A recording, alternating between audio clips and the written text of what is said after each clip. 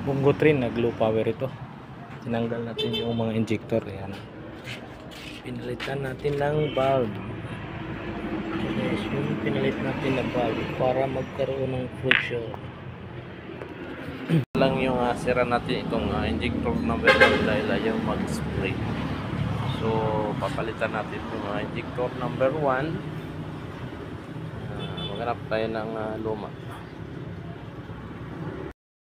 Injector number 2. Ayan guys, ayan, may spray yan.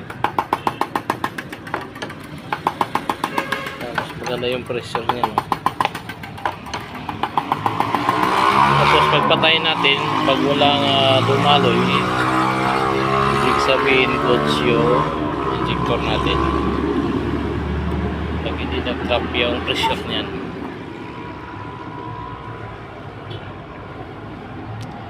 So goods yung injector number 2. Tinis natin itong isang injector. Tignan nyo guys, yung spray niya walang spray po. Ayan, malakas yung pressure niya na. Wala siyang spray. So maglo-low power talaga yun. Dito yung